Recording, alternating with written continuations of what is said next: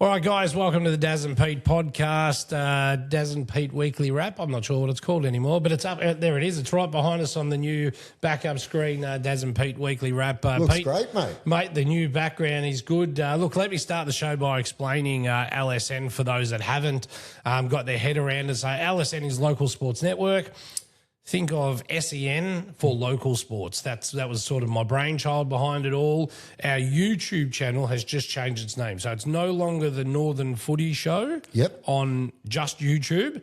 We're going to have one YouTube channel so we don't confuse everyone, and that's Local Sports Network. So if you've got it saved on your TV, on your phone, it will still show up as Local Sports Network, but it's where the footy show gets streamed. But we also have a basketball show, a tennis show. We have the Punters Club. We have our show. We've got 4 or 5 new ones coming up, including wheelchair football. Really? Yep, and wheelchair basketball. We met them at the big sports show a couple of weeks ago, and there's so many other sports we're working on at the moment, including soccer, everything. So to give it a proper home, we've made our Local Sports Network, LSN, the YouTube home, and everything else. Northern Footy Show will always be its own Facebook page, and everything else will be LSN. It's still my baby, the Northern Footy Show, despite not being on it on a Wednesday. But this is a Northern Footy Show production, I like to tell everyone. But fantastic. Mate, huge weekend of footy. Crazy.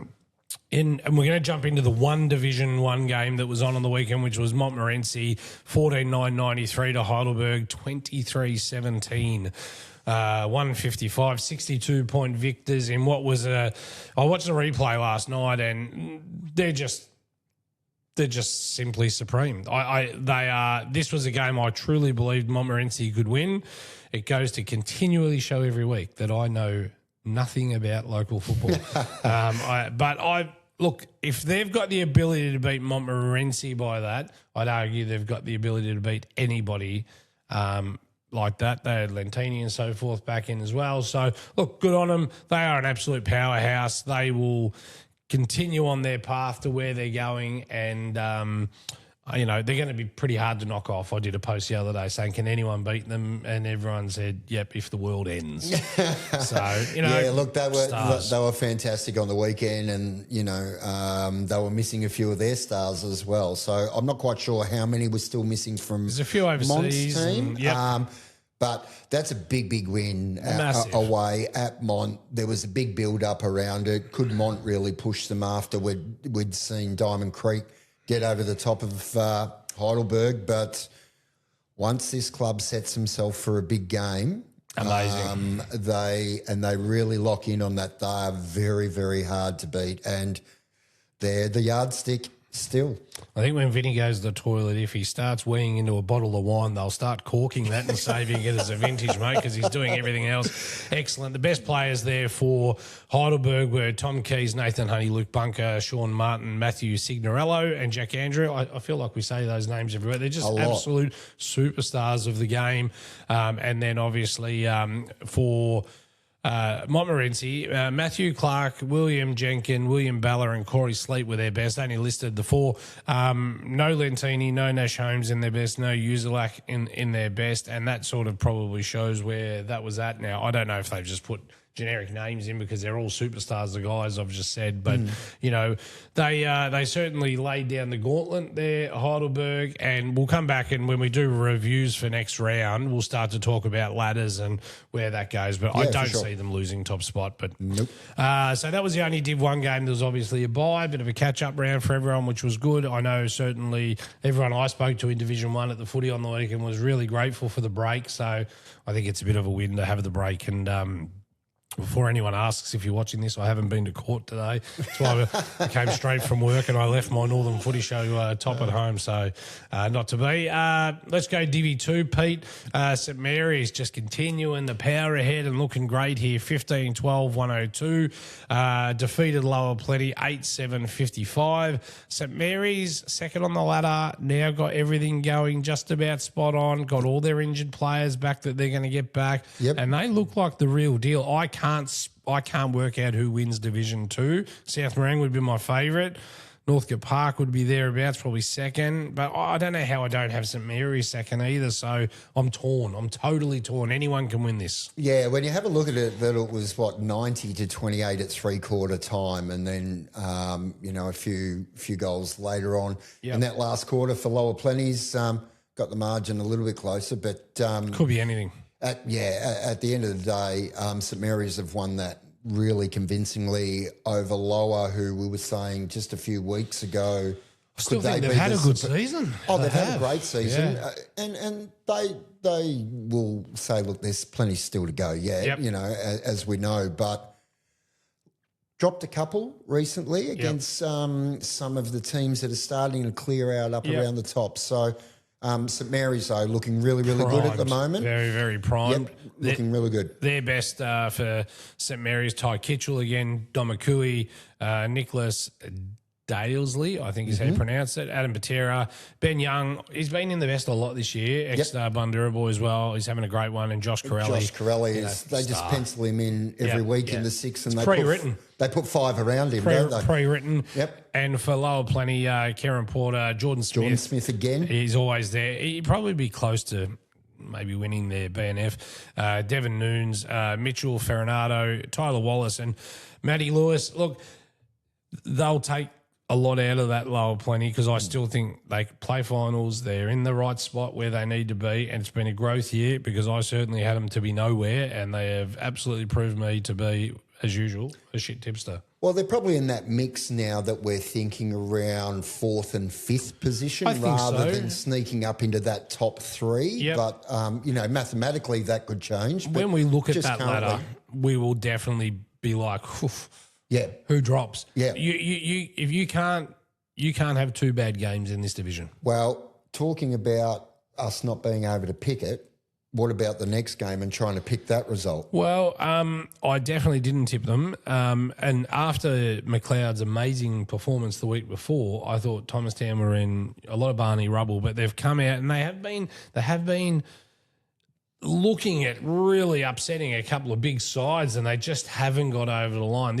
And the turning point is so important, and I'll tell you why in a second. 12-13-85, Thomastown accounted for McLeod away. McLeod were away. 6-6-42. Isn't 6-6-36? No, 6-6-36, 42. No, 42, you're right. Yep. I wasn't very good at math. That's okay. You got there in the end. I'm really happy for Thomastown. I think they have been thereabouts. They have had a few really tough weeks where they just didn't get over the line, and it looks like they controlled this from the first bounce, 41-2 at quarter time. Yep. They continue to build 53-29 by halftime, 78-29. They dominated that premiership quarter, and then only kicked the 7 points in the last. And they kicked sort of 13 points. McLeod, there's been so many games where they've either been just in front or just behind at three-quarter time, and they haven't had results go their way. Yep.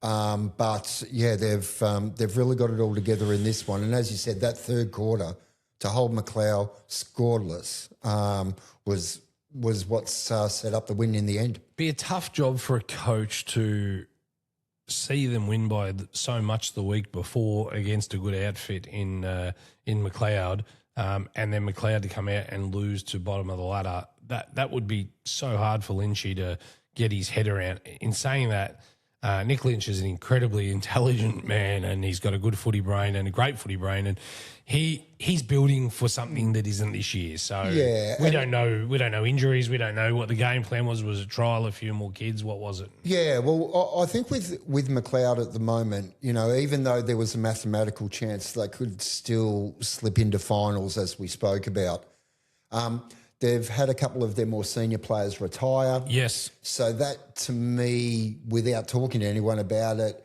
frees up a couple of spots maybe for some more younger guys to get some more game time into them. Definitely. But the big thing for McLeod this year that would be concerning for them has just been that inconsistency. They have had some great wins when you haven't expected them to win and knocked off. And then some horrible losses. So that inconsistency, but if they are starting to bring through a lot of those younger players, one thing you can be guaranteed is that there will be inconsistency in younger players. And I think that's to be expected. I think Nick would have openly said at the start of the year, we probably don't expect to win a flag. We're expecting to, build the next wave. What's through. the next base that can come through? And I think we had that conversation with him even after the grand final last year, that they really got to get some youth. There's a lot of aging players in that side. And they've got good kids there. They have got good kids. They have got great kids. They've just got to get some time into them. But taking nothing away from Tomo, who had everything on the line. Finally got it together. And they've smashed them in the end. I'd been more nervous as Panton Hill than ever before now, because for me, they've been closer more often than not, Thomastown. Yep. And whilst they still sit bottom of the ladder, we're talking percentage now. Best players from McLeod, again, Kurt Manuel, sensational. Darcy Barden, second best down with 2 goals. Justin White, again, fantastic. Sam Richards, Gabriel Narkowitz, thank you for doing that. I had no chance. I played with his dad. Really? Actually, yeah. And so I remember when Gabriel came along many years ago. Yeah, well, so, I'm glad you did for just the namesake. But Patrick Martin, he was going to get another nickname. And for Thomastown, Lawrence Lepiccolo's been there all year. Mitchie Hayes has been there all year in the best. Jake Nikolov, Anthony Capici, Michael Tobacco in there every single week. May well be their best player this year, I'm not sure. And McCool Sakua in their best. 3 goals to Nikolov as well, 2 to Capici, 2 to Tobacco. So good on you, Thomastown. I'm actually truly happy for you. I think it's great. And this sets up a real killer diller for the bottom of Division 2 for who comes down to Divi 3. Oh, well, and we'll keep going through it when we talk about the ladder a little bit later on, but it's game on for relegation. It's game on for that sort of 4th, 5th, and it is game on for the top 3. It is the best division when it comes without doubt. How close it is. Yep. I reckon that's the one everyone's talking about. But Old Paradians, now tell me the last time there was a goalless game. Someone didn't score a goal in local football. I can't recall it in senior football. I'll help you. One I probably played in. Really? No, I think we did once. I think we did, definitely. Old Paradians, 9-12-66 accounted for Panton Hill 0-5-5. So that is a horrendous loss for them. Now, there's losing and there's, being 44-66 is an honourable loss. That's just unacceptable. And doesn't matter what happened on the day. I know the weather, might have been windy, blowy. Everyone played in it on the day. Correct. And you're probably lucky Old Paradians didn't do it the other way, 12-9. But, for Old Paradians, they're another side. We're talking about can they win it, and someone put on there the other day, I actually believe. Why can't they? They said they can. They can win it. Yep. Best players for Panton Hill, Paul Vavalides again, who is the Panton Hills version of Eminem, Lachlan Sobel, Zach Fordry, Maxwell Brock and Riley Cousins. Have a look at that. 0 goal kickers for the day. It's hard to get your head around that one. It is. And for Old Paradians, Mitchie Kane, Connor McDonald, Kyle O'Sullivan, Lockie Kerr, Noah White, and Joshua Ichabaka. I wonder if his dad's name's Shane, because I went to school with an Icabacheo, is that how you say it? Icabacheo? I can't remember. Anyway, Ica. We really do have to find that out and stop stumbling over it every week, because he keeps getting in the best. He does. Sorry, mate. Mitch Kane in the best again. Yes, and, Mitch Kane. Yeah, Connor McDonald again, Kyle Sutherland again. Lockie Kerr, so you were speaking to his dad. 3 goals, I did. The function. Isn't he a winner? So there you go. You've rubbed off again. Mate, on someone. So now you talk to their fathers and then they're in the best the week after. The lesson is if you want to win, run into Daz. But well done to the Raiders. That's a great win at the Garvey. Not only is it 61 points, but as you said, to keep a team goalless at senior football. That's amazing. Can't understand. I haven't seen it. Even when Elizabeth lost by 544 points, the other side kicked a goal. so there's a stat. Anyway, Northcote Park, maybe down in the doldrums a little bit here, 9-11-65. I wouldn't say that to Joey Ahmed either. But South Morang, for me, just getting everything right at the right time, 12-5-77, accurate kicking, 17 scoring shots to 20. I reckon... Goal kicking practice? you're leaving money on the table at the end of a poker night when you do that. When you've come up against what we think is one of the real contenders for this division, you've kicked 9-11, they've kicked 12-5. There's a couple of different ways you can look at it. You can say, well, we're right in it, and we're right in the mix with the team that other external are really rating. Yep. Or you say, gee, we've missed our opportunity there to get a really important 4 points. See, the problem is Northcote Park here, they were up by 15 points at three-quarter time. Now, they've scored 15 more points in the last quarter, but South Morang's come out and kicked 32 points in the last. Now, maybe they came home with a bit of a breeze. Breeze, want to be a tornado. It's only 30 points. 30 points. But good on them. Look, what it does is, we keep saying this competition couldn't be more even. For Northcote Park, the best were Sammy Ahmad, Jay McCurdy, Matt Perry, Lockie Boschiani, Ricky Fandrick and Damien Marcon. A lot of those guys are there every single week, Pete. And for South Morang, Nathan Stefanali, be close to their best and fairest. He's, he's doing well. He's always there. He's killing in the ruck. McCall again. Patoro, Jesse John Christiades, Mardini and Houston also. Look, South Morang for me would be favourite to win the flag, but if they're $1.02, someone's $1.05, someone's $1.09. This is as tight a season as you're going to get. Fitzroy Stars was probably the shock for me this weekend. 8-9-57. They went down to Whittlesea, and Whittlesea had to travel to Sir Douglas Nicholls Oval, a reserve, to 9-10-64. Look, this is another one. I was commentating at the Epping game at the stage, and Ben Keane just continued to just give us score updates, and I felt this is up, this is down, what's going on here? And if you have a look here, Fitzroy Stars up by, what's that at quarter time? 14 points. 13, 14 points, and then they're up by 11 still at half time. They're down by 8, and they get rolled by, 8 points or something like that. So, look, at the end of the day, you live and die by the sword. You got to win these tight ones at home, and for Whittlesea, that's a little bit of a, mate, we're not giving you easy wins. We might mathematically be out of finals now, and I think them and McLeod will miss now. It'd be very impossible for them to make it, I think, but they're not giving up. They're still fighting the fight, and that could be one of those wins that keeps Fitzroy out of the finals in a very tight competition. Still having a fantastic first year up. Yeah, it also probably takes Whittlesea out of the conversation for any sort of shock relegation as well. You brought it up last week. Yeah, so really good win from Whittlesea away. I think Nev will be pretty disappointed that they weren't able to close that one out and get the points. No disrespect to Whittlesea, but you would have thought where those two teams are currently at and what was on offer for Fitzroy, that's one that they really would have liked to have. You can't afford to give any up in Divi 2. Best for Whittlesea, Thomas Falls again, Bailey Robertson, Balin Greaves, I should say, Deacon Tennant, Alisi and Dempsey, all in the best there, and they're very consistent names there. And maybe they've got some of their injuries starting to come back, Whittlesea, which has made them that little bit stronger.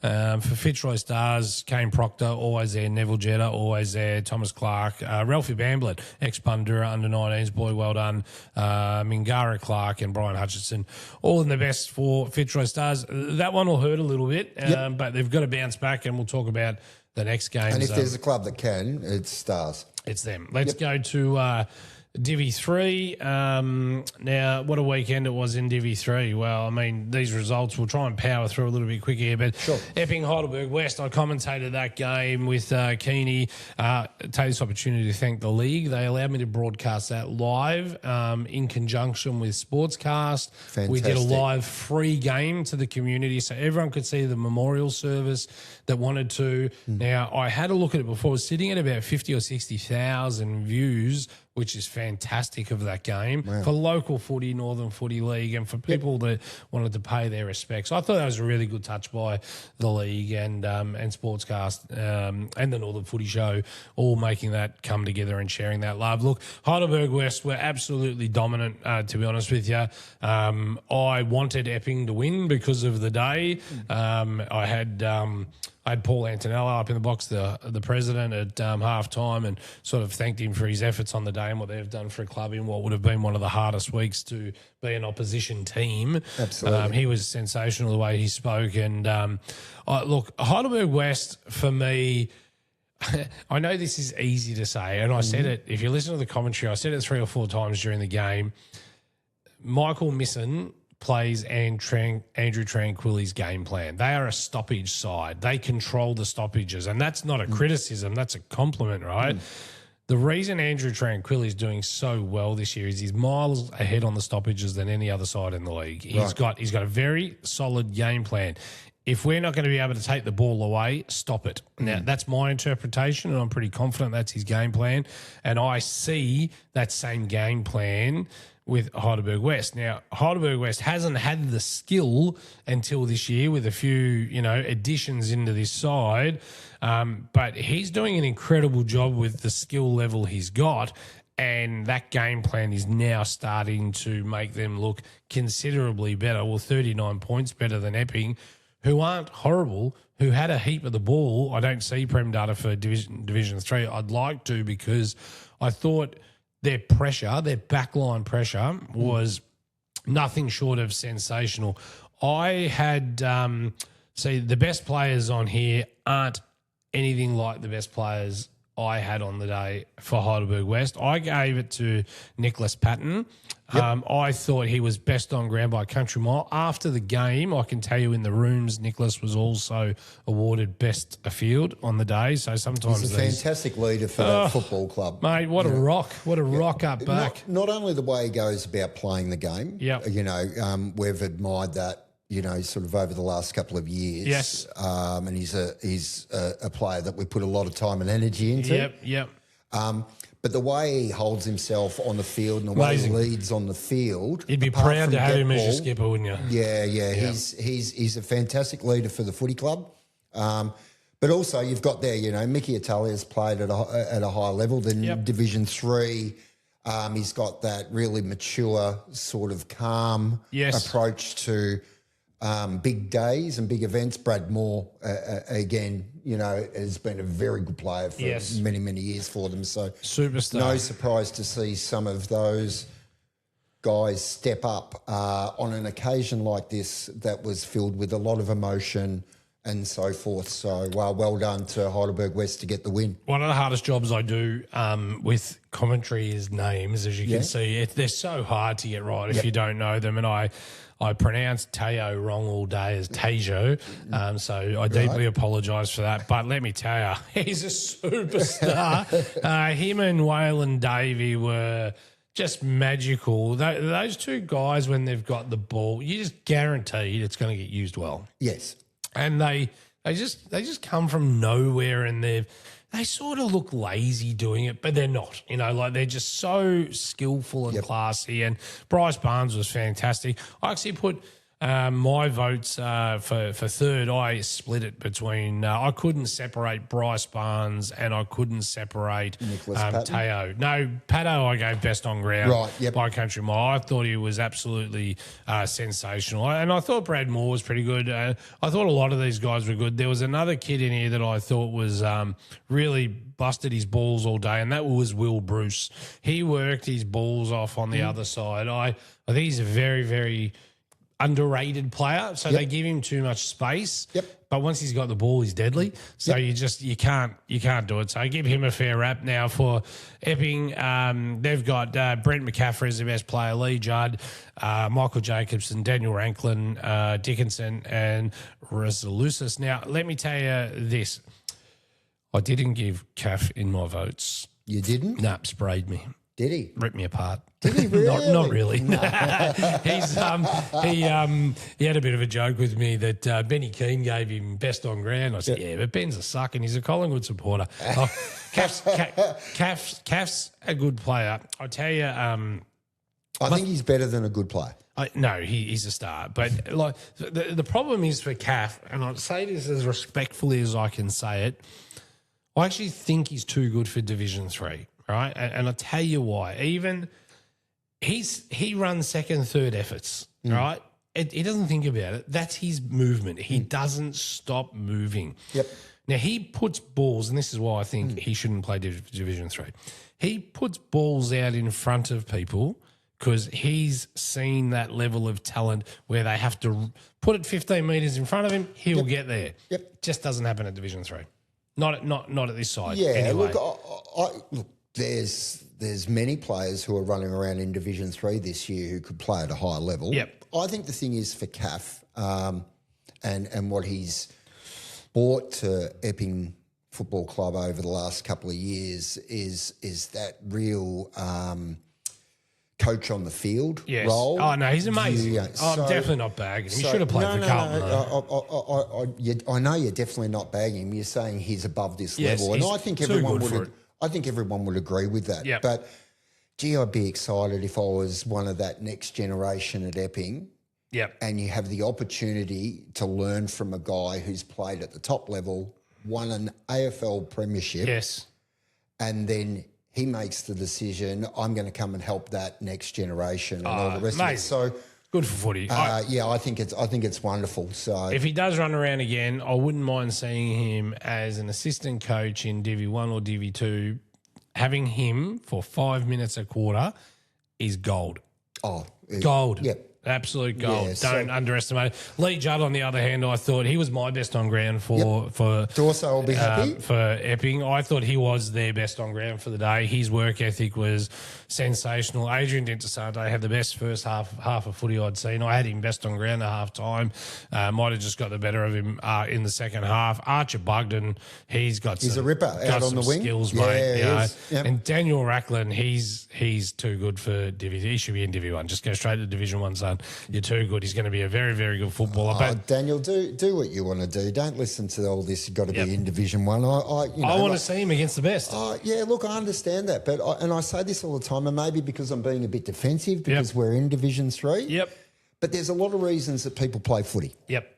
Right? And some of those reasons are, you want to play at the best possible level. Yep. Fantastic. So if you want to do that, go and do that. But also, there's guys that are playing with mates. Yes. And there's a real connection to the football club they happen to be playing in, whether it's Division 3, Division 2, Division 5, whatever it might be.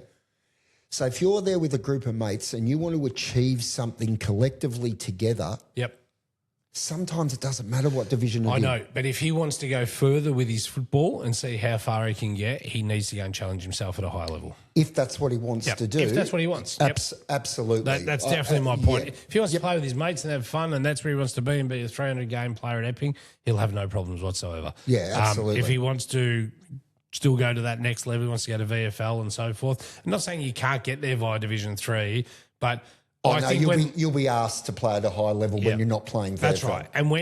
And the way if the ball could be delivered to him even better by better footballers, I think he will be even better again.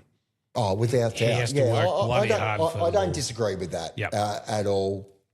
He's a ripper. Yep.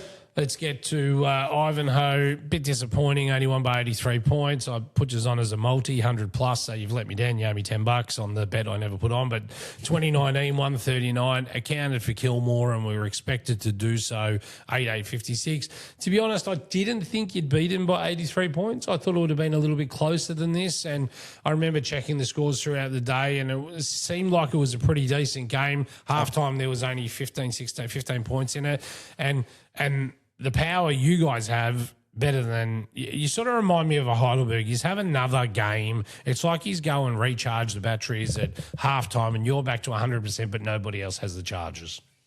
Yeah, look, the game was pretty similar, I suppose, in many respects to the week before when we played Mernda. It was it was a contested sort of game, and Kilmore were playing really, really well to try and stop our flow and that sort of thing.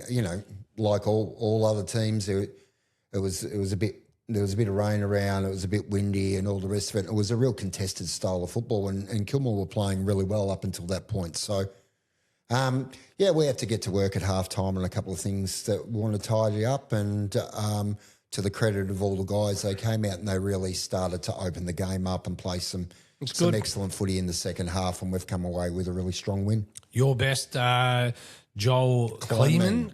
Yeah, Sauce was fantastic. Ex-Heidelberg.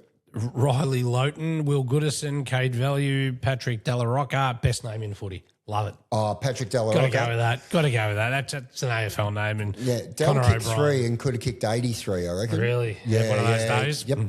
Yep. For Kilmore, Chris Barton always there. Chesser always there. Super game from Chris. Knight, Paxton, Newport and O'Dwyer. Well done, Kilmore. Looks, you can't always... not everyone can win a flag, and at this stage, you guys are building something special. They have such a good community down there of people and loyalty. They're going to be a side that we were really fortunate before the game. Part of our pre-game we played all 3 teams, the women's in the morning and so forth. And we were really lucky. We had a big luncheon on, and we heard from McMurray and Chelsea before the game, and just listening to the insights and.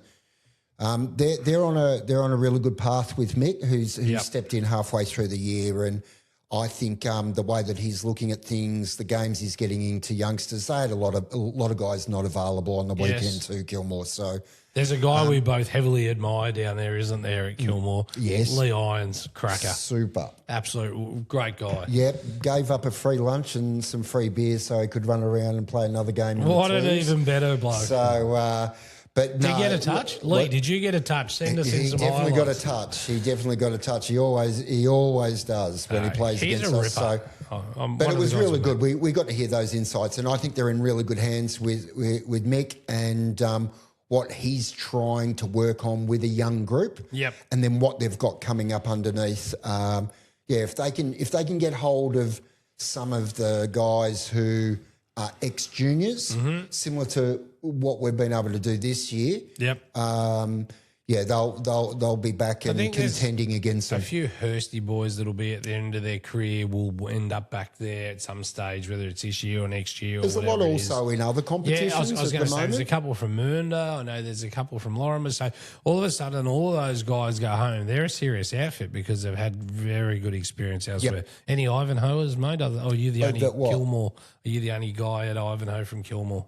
Yeah, I'm the only one who. Well, they're not that desperate that they need you on the ground, mate. Well, actually, I've got to deal with Lee. Lee said, "Whatever you do, just stay away from me." So.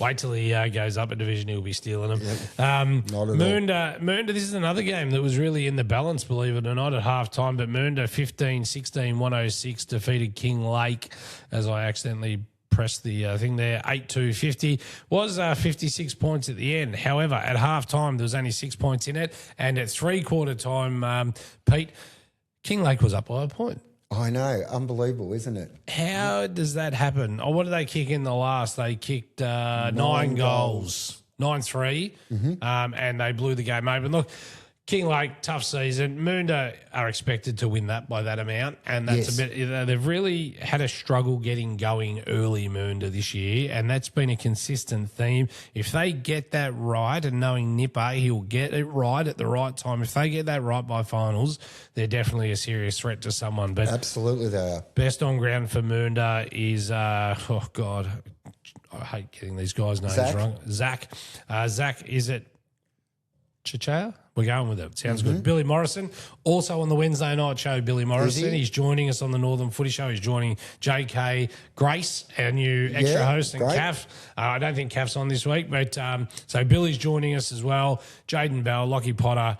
Lockie Potter is playing with broken nose, mate. That's commitment, isn't it? That's in about 3 spots, I'm told, as well. Apparently he took on the goalpost and the goalpost won. Yeah, goalpost won. Jet Lockie. Phillips and Riley Black. Yep. And for King Lake, McAllister, Lucas, Ford, Lockie White, Hoisted and Pfeiffer, all in the best for those guys. Look, take out of it what you will this year, King Lake, but you've certainly never stopped trying. And learned to get the 4 points that they needed. They really needed them too. Lorimer get the job done by 76 points, 13-19-97 account for Old Eltham. Expected that to happen, probably expected that gap to be a fraction bigger, to be honest. Well, they've kicked 13-19. Yeah, and so that's the only difference, isn't it? Yeah. And they're still missing a few. Yeah, and we'll forgive you once, Jimmy. No, they're still missing a few who weren't playing on the weekend. Bit rough when you had to get forgiveness when you've won by 70 points. But, Correct. But 4 goals to Waldron, 3 to Matty Keys, and 2 to Bailey McLeod.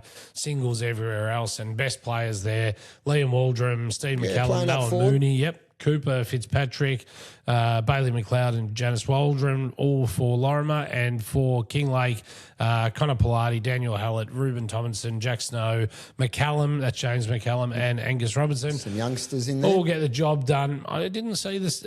Did the coach pull the boots back on this week? No, he's had a week off. He's probably hurting a little bit there, so that's all right. It's just as my phone rings in the background. All right, let's move forward from that game. Everything's powering ahead. No surprises there. This one's a big one. Watsonia went down 7-9-51 to a dominant Reservoir, who have just got it all right at the right time of the year. 16-8-104, 53-point winners. Bashar Hooley was in the side on the weekend, and I think they would have penned in a few games that they said we're going to use these players for to be able to guarantee those wins. They are third on the ladder, if you can believe that. Yeah. Look, that's a big result to beat Watsonia by that margin at Watsonia. Yep, definitely. Both ourselves and Lorimer have played Watsonia there in recent weeks, and it was about 20 or 30 points in our games. Yes. So Reza have scored a really good win there and powered away in that last quarter. Yep. In particular, they're already 30 points up, but no, they've got it together there. And if you have a look at their best players there, Grabowski, who's a super player for them, is best on Ferraro. Jack Berry, who's made a big difference for them since he's come back into the team in the ruck, had an early season injury that he picked up in the practice match against Thomastown. Yeah, it was. We were there that day, Yep. No surprise with Marcus Cantwell and Jack Sandrick, and Josh Mascara obviously finishes off their best 6. So Edo's kicked 4, Jeffrey's kicked 4 again, and Grabowski 2, and a couple of others with 2 there. And then Watsy, Charlie Smythe has led from the front. Another guy comes on the show. We've made him into a star. Unbelievable. Good guy Magic touch. Luke Sansonetti. Seb Tarkson's there again. Jai Bartz is a very good player, was back and available this week. And then Halliburton, who arguably has probably been their best player for the year. And a goalless Cameron Cloak. Yeah. And young Ryan Tallarico, I'm not sure if you said him, he's just starting to really set himself as a fair dinkum player in this division. Yeah. Very fair dinkum player. Look, I think Watsy will be really disappointed with the loss at home, but I think they'll be more disappointed by the margin in the end. Yep. I've had a look at the game, and Reza were just too strong. And as you said, some of those, experienced heads, like if you go back and you watch the tape and you watch what Cochin does, you watch what Hooley does, they make it look easy. Back and that sort of thing, really setting things up was great as well, on top of the other players who were named in the best. Definitely a side that could hurt one of the big two. I did a post yesterday that said on their day they get it together, they could be a finals killer for someone. So you can't underestimate them. I'm not saying to you don't underestimate. I'm just saying anyone can't underestimate them because they've got a lot of experience on that side. Let's talk about this week's games. Mernda take on Epping. I think Mernda get that job done. Epping will have had a week to settle. Yep. And but it won't be a lay down misère. These two games are like Carlton and Collingwood. There's not a ton of love for each other. There's a lot of respect. Yep. Quick shout out to Tommy Fell, who cooked the barbecue for Epping Football Club the other day. Yeah, fantastic. Did he cook the barbie or did he serve behind the bar? I think he served behind the bar. But he was there all day, and he had a home game on at Mernda, and he gave up his time to be at Epping and support it. So, Tommy, that's a fantastic effort, mate. Well done. Absolute ripper. So, Mernda, I think Mernda get the job done there. I think they'll probably get home by 15, 20 points. Yeah, I think Mernda will get this done as well. It's too important for them at the moment where they hope to finish in that mix, in that top 5. Yeah, and they can't afford to drop this one. No, and I think they'll get it done. Yep. It would suit Epping to knock Mernda out with their love affair with each other, though. But, it's one that, Yeah, it's rivalry respect, it's rival. though, Yeah, absolutely. I totally agree. Reservoir take on Ivanhoe. For me, this is match of the round this week in Division 3. I think this is where Reservoir find out where they're at. I think it'll be a really, really tough game for us. You're being a spokesman. No, I'm not. I think it will. I think it will be a tough game, and I'm interested to see whether they've got Basher and Trenner in for this one, because I would have. Well, I'd expect that they'll play. I'd expect that Hurls will probably play. Yep. So we're expecting them to have their very best team. And they have Dustin Martin as their special player this week. Great. I'm joking. I'm looking taking forward the piss. Actually, I wanted to see your face. Our assistant coach is a mad Richmond fan, and last time he got a selfie with Koch while nothing Koch wrong was with that. warming up against us. So he's already told me this week he's going back for another Basher? one with Basher. No, you got to love that. So, but look, that's everything local footy. In all seriousness, we absolutely expect that they'll set themselves for this. Yep. They'll have a very strong team in.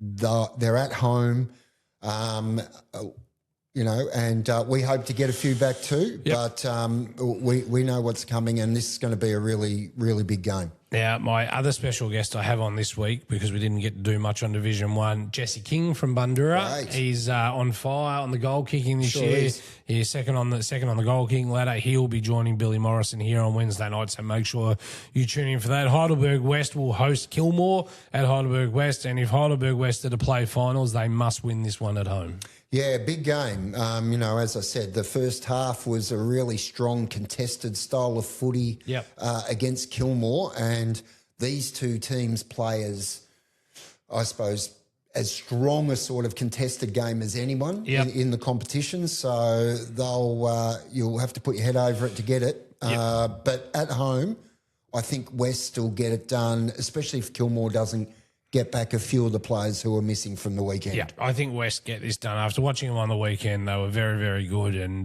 they're a real chance to play finals. Yeah, they're sitting 6th just on percentage, so they need to win a few. And what's he can't afford to drop any. I didn't give you my tip for Reza Ivanhoe.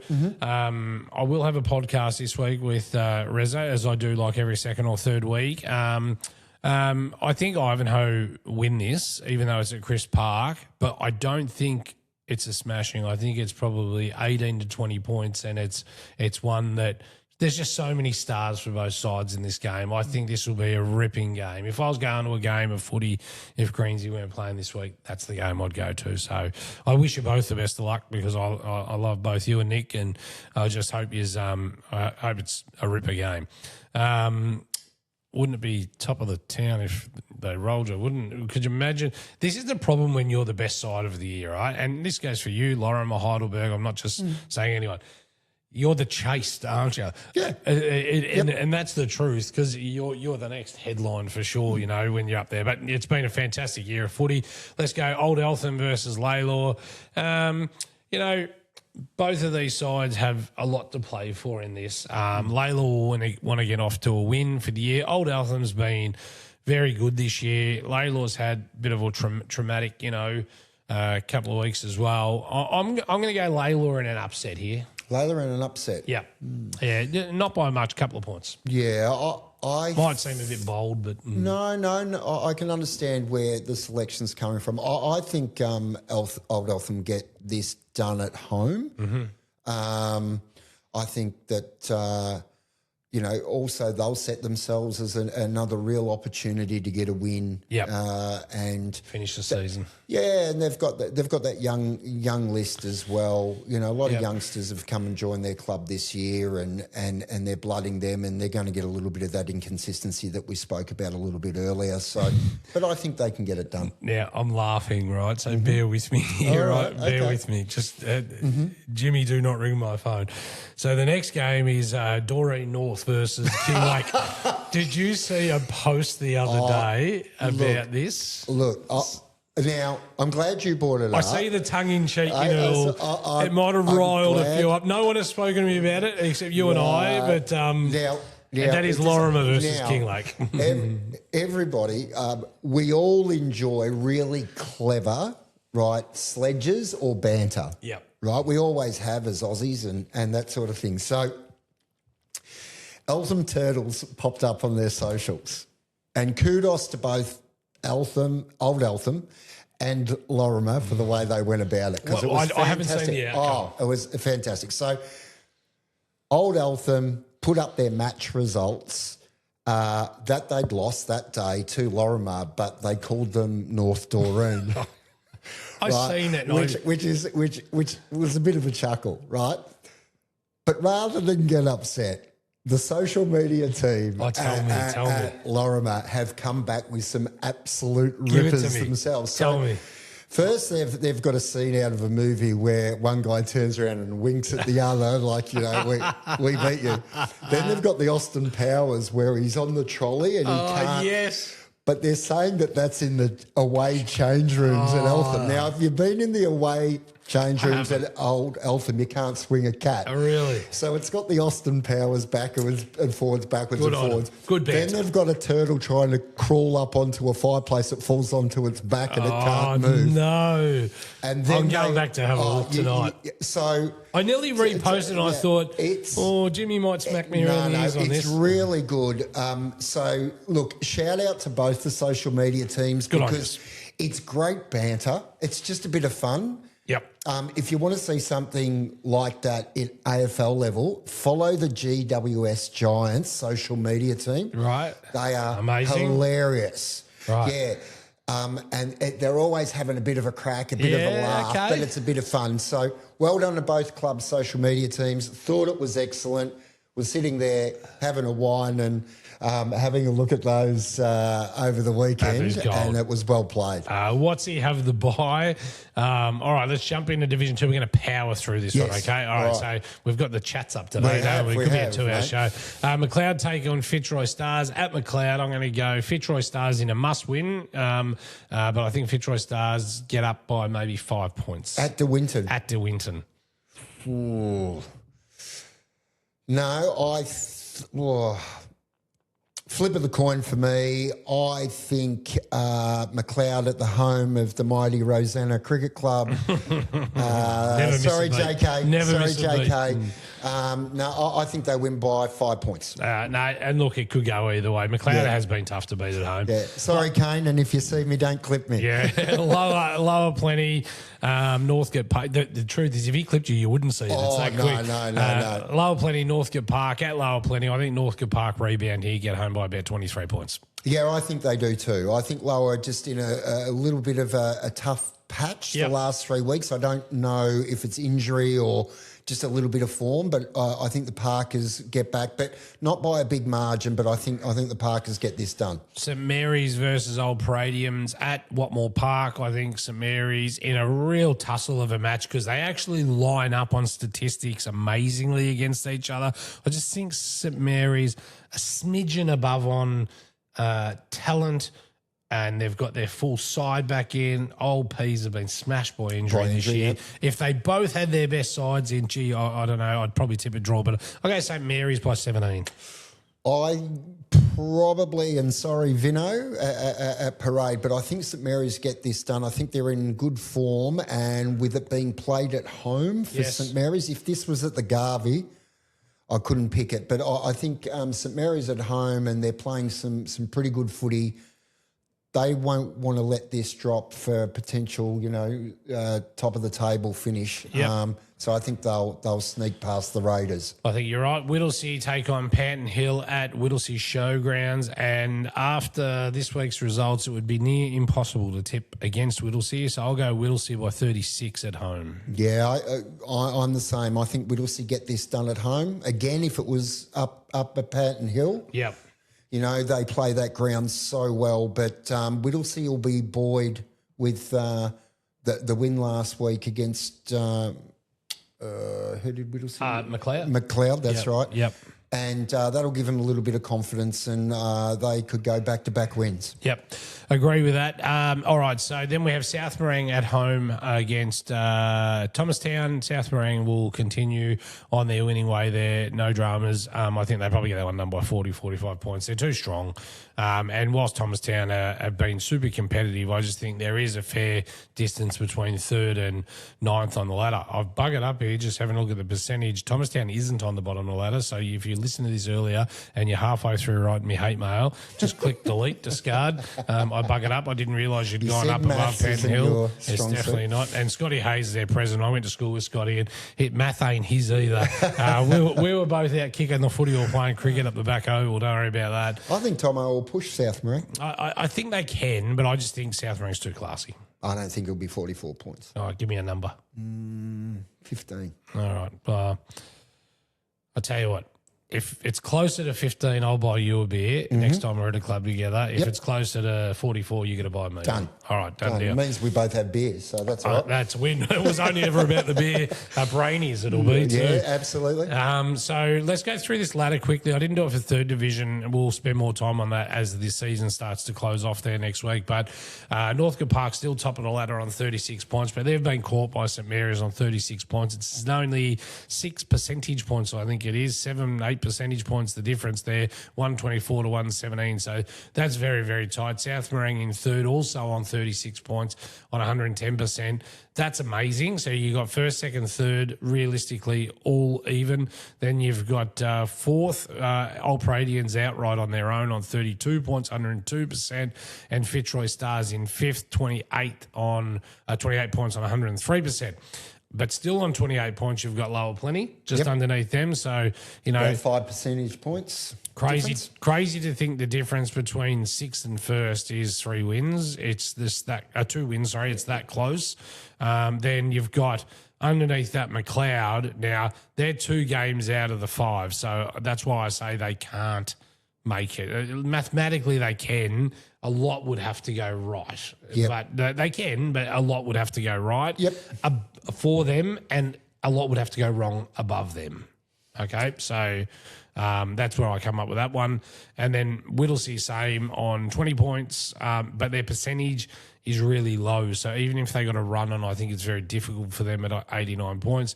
Thomastown on 12 points with Panton Hill, 87% for Thomastown, and 67 points. I just want to elaborate, 67%, sorry for Panton Hill. I just want to elaborate on why I say that against McLeod.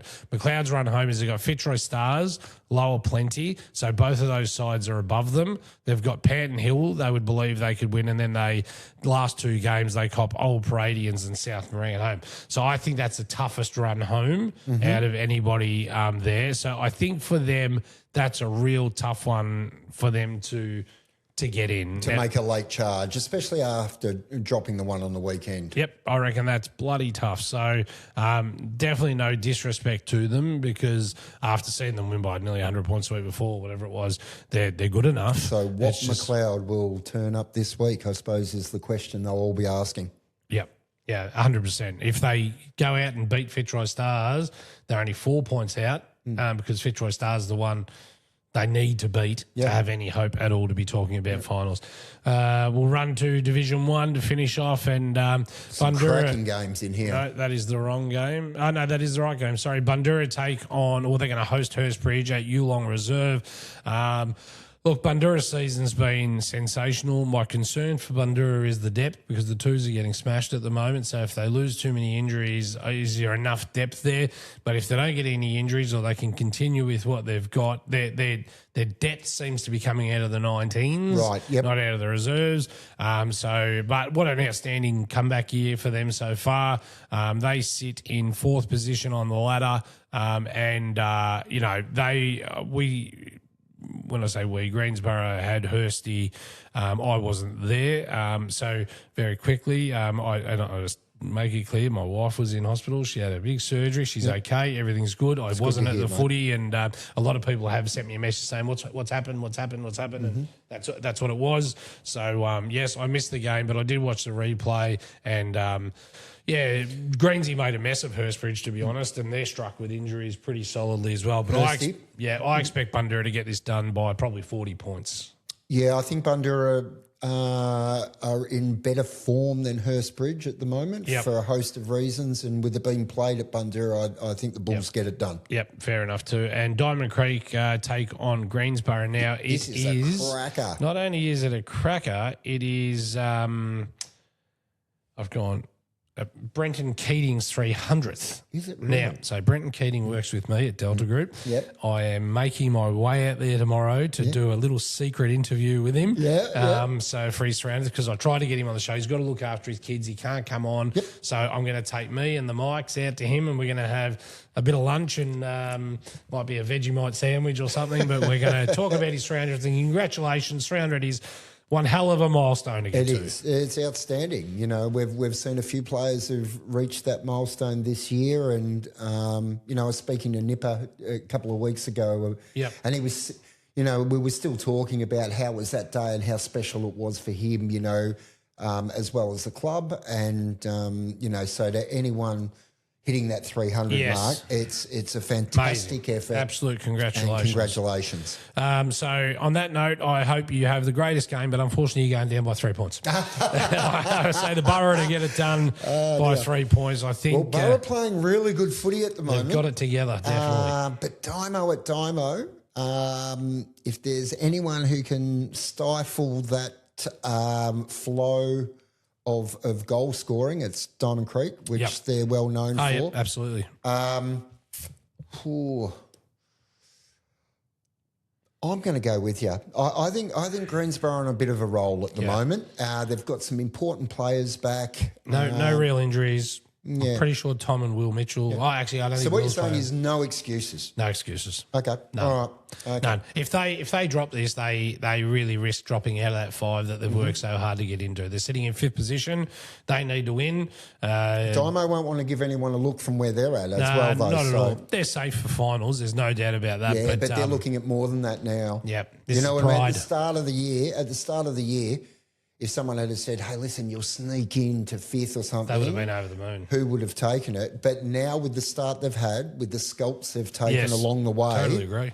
I don't think they'd be looking to give that up. No, I don't think they will. And I have a little bit of a soft spot for a lot of the boys down at the Creek. They're really good to us. We had Nathan Searle on the show a couple of weeks ago. He was fantastic. I thought he might have smashed JK in the face at one stage. But no, they're all good mates. I'm only joking. The banter's fantastic here. Banyule will take on Montmorency at Beverley Road. I think Montmorency just way too strong this year when it comes to that. And they won't be happy to have copped the hiding they copped to Heidelberg last week. They'll come out and win this by 50-60 points. Yeah, I think Mont on a rebound after such a poor showing last week that would have had a big build-up to it. Yep.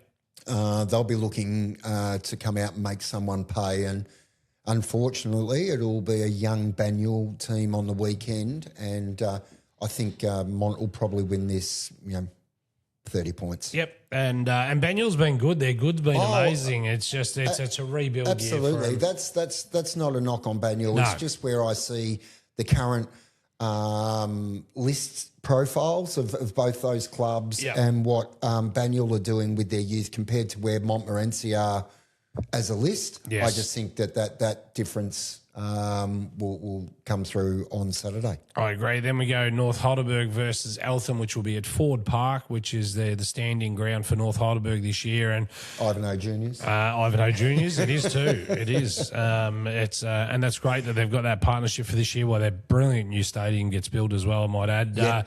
Look. For me, I just think Eltham's too strong over North Heidelberg at the moment. They're fighting for their finals. They've dropped out of the 5 for the first time this year, realistically, Eltham, and they'll want to get back in.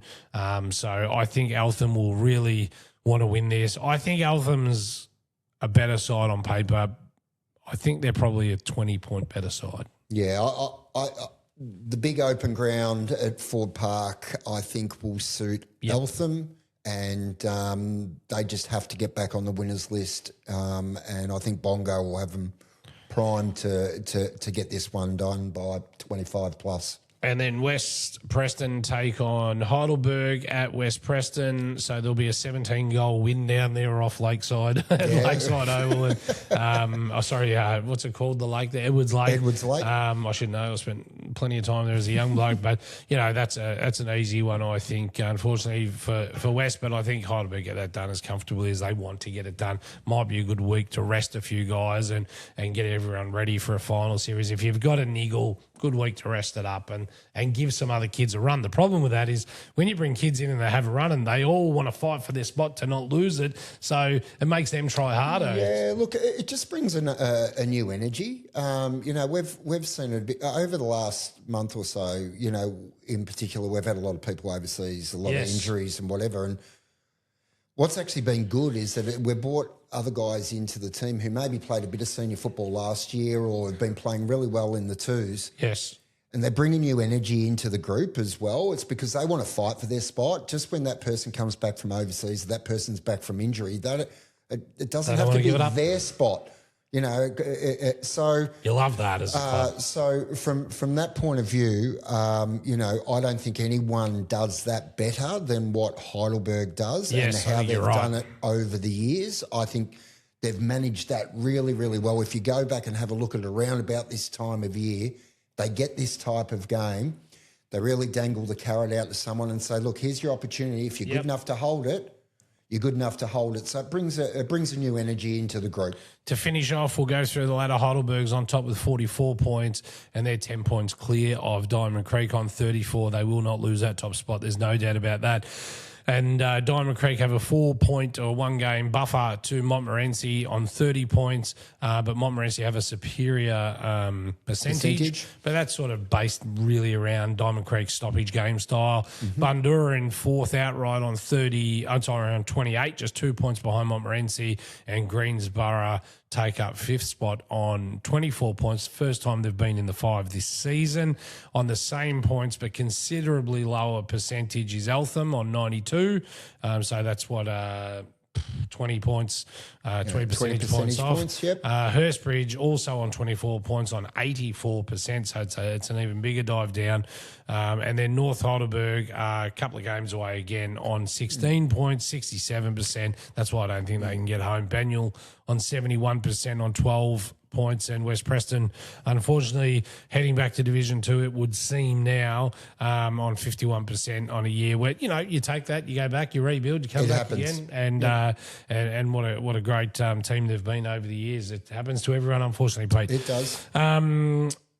To finish up here, thank you to everyone for all the support over the last week. It's been very, very hard with the Nathan Fitzgerald situation. We've done our very best as the Northern Footy Show and a local sports network to cover it and get it through. We've had so many text messages, emails, pictures sent in, and I'm trying to still find 5 minutes to get through it. We are a volunteer situation here. We've got full-time jobs, and I still try to get all that stuff up for you where I can.